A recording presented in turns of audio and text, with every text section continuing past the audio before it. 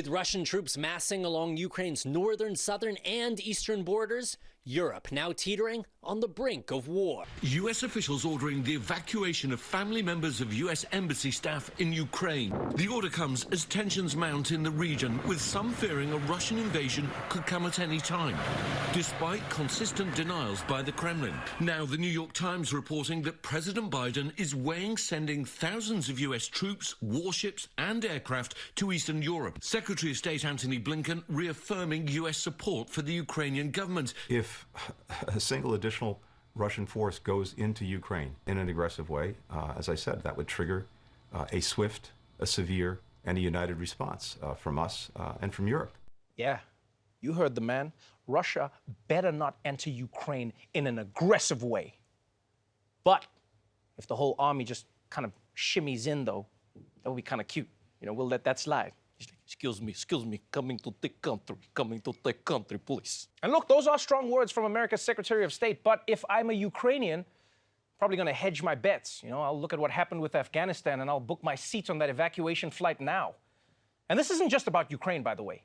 Many countries are worried about what this war could mean for the entire region. Hell, even for the entire world. It could spiral out into a bigger war, like World War III. And personally, I don't think America is ready to fight Russia over Ukraine. I mean, America's been fighting brown people for so long, doesn't even remember how to fight white people? At least Ukraine has time to prepare, though. And that's the thing about war these days. The elements of surprise is gone. And you've got a satellite, you see them, 100,000 Russians at your border.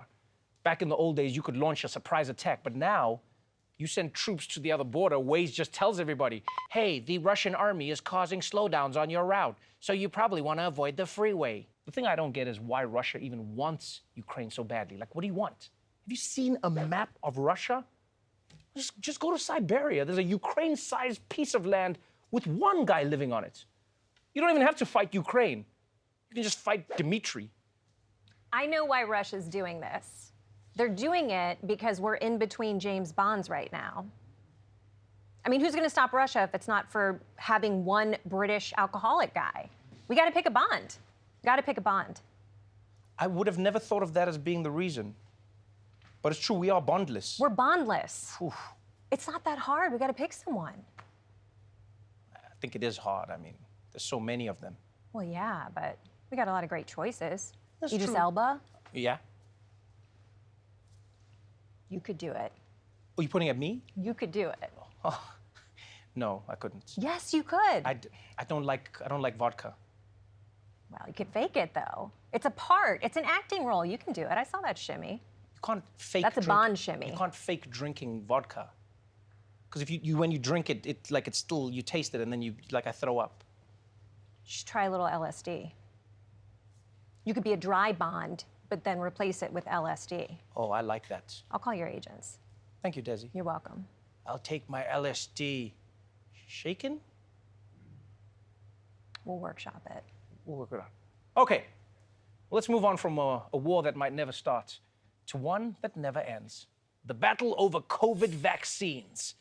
After what shoes should M&Ms wear, asking whether vaccines are good is literally the dumbest thing people can fight about. But they are fighting. And yesterday, thousands of people held a rally in Washington, D.C. to hear why vaccine mandates are worse than Hitler. In the nation's capital Sunday, demonstrators gathered at the Lincoln Memorial, many voicing opposition to the COVID-19 vaccine, others protesting vaccine mandates. Among the speakers, Robert Kennedy Jr., son of the late New York Senator and Attorney General Robert F. Kennedy. What we're seeing today is what I call turnkey totalitarianism. They are putting in place all of these technological mechanisms for control we've never seen before. Even in Hitler's Germany, you could cross the Alps into Switzerland. You can hide in an attic like Anne Frank did. Yeah, the man is right. Who could argue? No one ever talks about how good Anne Frank had it. Free room and board, all the time in the world to write. Pretty sweet deal if you ask me. I will say, though, crazy is relative, because RFK may be saying wild shit about the Holocaust, but half the people he's talking to don't even believe the Holocaust happened. And just standing there like, Anne Frank? Didn't realize this guy was such a liberal, huh?